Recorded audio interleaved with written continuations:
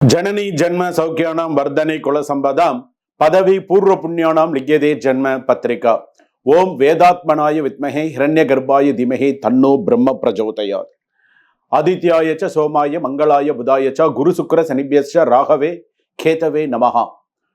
உலகெங்கும் வாழக்கூடிய அம்மனருள் டிவி நேயர்கள் அனைவருக்கும் வணக்கம். நான் உங்கள் மக்கள் ஜோதிடர் டாக்டர் ராஜ்குமார் சிவாச்சாரியார் பேசுகிறேன். எல்லாரும் எப்படி இருக்கீங்க? நலமா இருப்பீங்க நம்புறேன். இன்றைய தினம் நாம் பார்க்கக்கூடியது ஆகஸ்ட் மாத ராசி பலன்கள். சுவாமி, இந்த மாதிரி நம்ம மாதத்துக்கு ஒரு ராசி பலன்கள், வாரத்துக்கு இந்த மாதிரியான ராசி பலன்கள், வருட ராசி பலன்கள், இந்த மாதிரி எல்லாம் இதெல்லாம் நமக்கு எந்த அளவுக்கு நமக்கு சக்சஸ்ஃபுல்லா இருக்கும் அப்படின்னு பொதுவாகவே நம்மளுடைய ராசி பலன் அப்படின்னு எடுத்துக்கும் போது எதை வைத்து நம்மளுடைய அந்த ராசி பலன் அப்படிங்கிறது நம்ம சொல்றோம்னு கிரக அமைப்புகளை வைத்து இந்த ஆகஸ்ட் மாத ராசி பலன்கள் எப்படி இருக்குன்றத சொல்றோம். இதுல பாத்தீங்க அப்படின்னு சொன்னா இந்த ஆகஸ்ட் மாசத்துல எடுத்தோம்னா ஆகஸ்ட் 17 வரைக்கும் ஆடி மாதமா இருக்கும். அதற்கப்புறம் ஆவணி மாசம் பிறந்தோம். இப்ப இதுல பாத்தீங்க அப்படின்னு சொன்னா மேஷம் ரிஷபத்துல கிரகங்கள் கிடையாது, மிதுனத்துல புதன், அதே போல சூரியன் பாத்தீங்கன்னா கடகத்துல சூரியன் குரு, அடுத்ததாக சிம்மத்துல சுக்கிரன் கேது, அடுத்ததாக கும்பத்துல ராகு, அடுத்தது மீனத்துல சனி இருக்க. இதுதான் இந்த ராசிகளுடைய கணக்கு. இதுல ஆகஸ்ட் 17க்கு அப்புறம் இந்த சூரியன் சிம்மத்துக்கு வந்துடும். அப்படி இருக்கக்கூடிய கிரகநிலை கட்டப்படி நம்மளுடைய ராசிப்படி நம்மளுடைய ராசி பலன்கள் எப்படி இருக்கும், எப்படி என்ன ராசி பலன்கள் அப்படின்னு சொன்னா 12 ராசிக்கு அப்படிங்கும்போது சில விஷயங்கள்லாம் உண்டு. சில பேருக்கு பாத்தீங்கன்னா அவமரியாதையை சந்திக்கும் சூழ்நிலை வரலாம். ஏதாவது ஒரு அவமரியாதை நடக்கும். மறைமுக சூழ்ச்சிகளை அலட்சியப்படுத்த வேண்டாம் அப்படின்னு சொல்லி இருக்கு. மனம் கதி கலங்க செய்யும் செய்திகள் வரலாம்.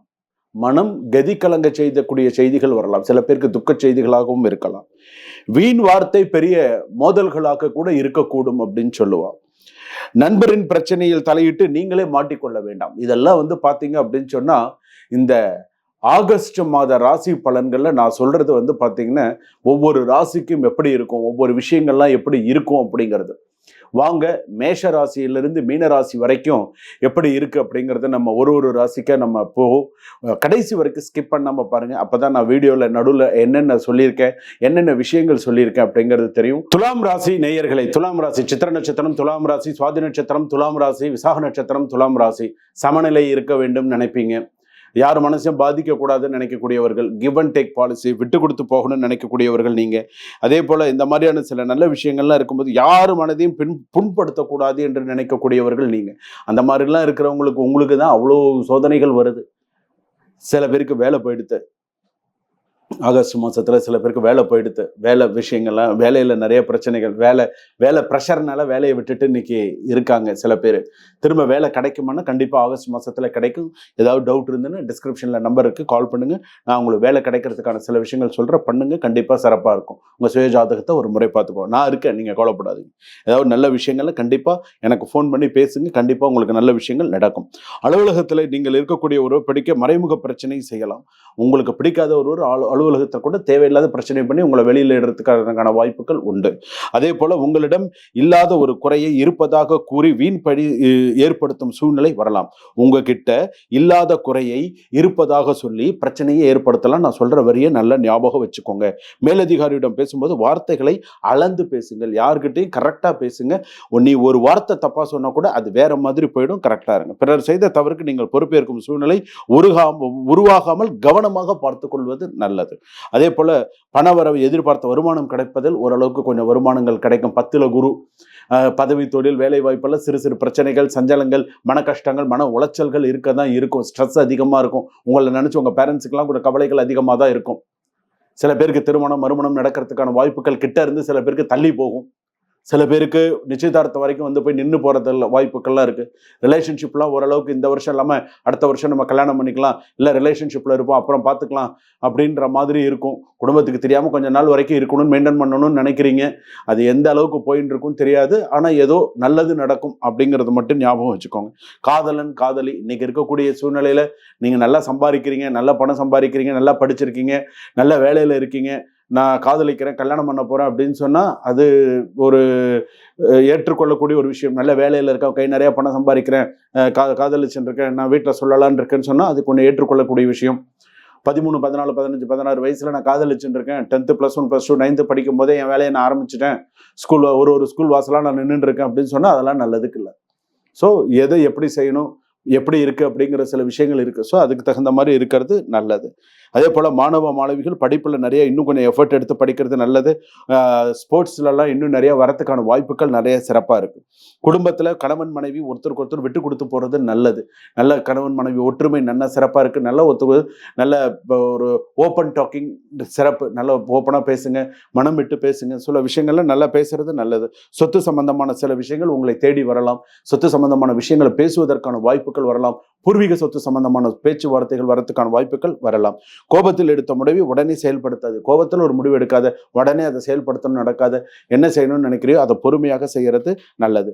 திருமணமானவர்களின் நட்பு அல்லது மறைமுக தொடர்புகள் சிக்காமல் இருப்பது கவனமாக இருக்க வேண்டும். ஏற்கனவே திருமணமான பொண்ணோ ஏற்கனவே திருமணமான பையனோ ஒரு நட்புல நீங்க இருக்கீங்க அப்படின்னு சொன்னா அது மறைமுக தொடர்புகளில் சிக்காமல் கவனமாக இருக்க வேண்டும். இல்லைன்னா அது தேவையில்லாத பிரச்சனையை அப்படி பெருசா வரத்துக்கான வாய்ப்புகள் உண்டு. ஸோ பார்த்துக்கோ. சீனியர் சிட்டிசன்ஸ் எல்லாம் கொஞ்சம் கவனமா இருக்கிறது நல்லது. தொழில் விஷயத்துல கொஞ்சம் கவனமா இருக்கிறது நல்லது. தொழில் அகலக்கால் வைக்காம செருக கட்டி பெருக வாழணும் அப்படிங்கறத ஞாபகம் வச்சுக்கோங்க. கடன் விஷயத்துல கவனமா இருங்க. கொடுத்த பணம் வரதுக்கு கூட கொஞ்சம் தாமதமாகும். சீனியர் சிட்டிசன்ஸுக்கெல்லாம் இந்த வருஷம் இந்த ஆகஸ்ட் மாசத்துல சில பணம் வரத்துக்கான வாய்ப்புகள் உண்டு. மருத்துவ செலவுகள் சற்று கூடும். ஆன்லைன் வர்த்தகம் செய்ய வேண்டாம், கொஞ்சம் பார்த்து செய்யுங்க. வீடு வாங்காதே, இப்போ வாங்குறது சிறப்பு கிடையாது. செகண்ட் மேரேஜ் பண்றதை பத்தி யோசிச்சு முடிவு பண்ணு. கலைத்துறையில் இருப்பவர்களுக்கு சிறப்பாக இருக்கும். கடை வியாபாரம் பண்றவங்களுக்கெல்லாம் ஓரளவுக்கு இந்த ஆகஸ்ட் மாதம் சிறப்பாக இருக்கக்கூடிய நாளாக அமைகிறது. சுபம். இதுவரையில் நாம் பார்த்தது பொதுவான ஆகஸ்ட் மாத ராசி பலன்கள். இதுல என்ன ஒரு விசேஷம்னா, சொன்ன ராசி பலன் அத்தனையுமே சில பேருக்கு அவங்கவுங்களுடைய வாழ்க்கையில நடந்த மாதிரியே இருக்கும். சுவாமி நீங்க சொன்ன சில விஷயங்கள் என் வாழ்க்கையில் அப்படியே நடந்த மாதிரி இருக்கு. இது நிறைய பேர் என்கிட்டயே சொல்லியிருக்காங்க. நீங்க பொது ராசி பலன்கள் சொல்றீங்க, ஆனா அது என் குடும்பத்துல எனக்குன்னு சொன்ன மாதிரி இருக்கு அப்படின்னு சொல்லுவாங்க. இருந்தாலும் உங்களுடைய சுய ஜாதகத்தை ஒரு முறை கீழே டிஸ்கிரிப்ஷன்ல நம்பர் இருக்கு. உங்க சுய ஜாதகத்தை ஒரு முறை பார்த்து உங்களுடைய ராசிக்கு எப்படி இருக்கு, இப்ப நேரம் எப்படி இருக்கு, இனிமேல் எப்படி இருக்கும் அப்படிங்கிறத நீங்க தெரிஞ்சுக்கலாம். ஜாதகம் பார்த்துக்கலாம், ஒரு பெயர் ராசி தெரிஞ்சுக்கலாம், ஒரு நியூமராலஜி தெரிஞ்சுக்கலாம், ஒரு அதே போல் வந்து பார்த்தீங்கன்னா ராசி கற்கள் உங்களை பற்றி தெரிஞ்சுக்கலாம், வாஸ்து தெரிஞ்சுக்கலாம், பிரஷ்னம் பார்த்துக்கலாம். ஸோ இந்த இதில் நீங்கள் நிறையா தெரிஞ்சுக்கலாம். டிஸ்கிரிப்ஷனில் நம்பர் இருக்குது. உங்களுக்கு ஏதேனும் சந்தேகங்கள் இருந்தால் டிஸ்கிரிப்ஷனில் நம்பர் இருக்குது. நீங்கள் ஃபோன் பண்ணி கேளுங்க. நீங்கள் பேசுனீங்க அப்படின்னு சொன்னால் எங்கிட்ட நீங்கள் குருஜி கிட்ட பேசணும் அப்படின்னு சொல்லி ஒரு அப்பாயின்மெண்ட் ஃபிக்ஸ் பண்ணி நீங்கள் டைரெக்டாக எங்கிட்ட நீங்கள் பேசலாம். நீங்கள் பேசுனீங்க அப்படின்னு சொன்னால் உங்களுக்கு தெரியும். ஸோ நம்ம வாழ்க்கையில் நமக்கு என்ன நடந்துட்டு இருக்கு, நம்மளுடைய பிரச்சனைகள் எந்த அளவுக்கு தீரும், நம்ம பிரச்சனை தீரத்துக்கு என்ன ஸ்லோகங்கள் சொல்லணும், நம்ம பிரச்சனை தீரத்துக்கு நம்ம எந்த ஆலயத்துக்கு போனால் நமக்கு சரியாக இருக்கும், அடுத்தடுத்த விஷயங்கள் நம்ம அப்போ உங்களுக்கு கரெக்டான ஒரு மைண்ட் செட் வந்துடும். ஸோ சரி நமக்கு இன்னொரு 6 மாதத்துக்கு நேரம் சரியா இல்லை நமக்கு இன்னொரு 3 மாதத்துக்கு சரியா இல்லை, நமக்கு அடுத்தடுத்து நமக்கு வரக்கூடிய டைம் இப்படி இருக்கணும், நம்ம இந்த வழிபாடுகள் செய்தால் நமக்கு அடுத்தடுத்து நமக்கு சில சூழ்நிலைகள் நமக்கு மாறும், இந்தந்த ஸ்லோகங்கள் சொல்லும்போது நமக்கு நல்லா இருக்கும் அப்படின்லாம் நம்ம சொல்லும் பொழுது நமக்கு வாழ்க்கை நமக்கு நன்றாக மாறும். சிறப்பாக இறைவனுடைய ஆசியினால சிறப்பாக இருப்பீங்க. இன்பமே சூழ்க, எல்லோரும் வாழ்க.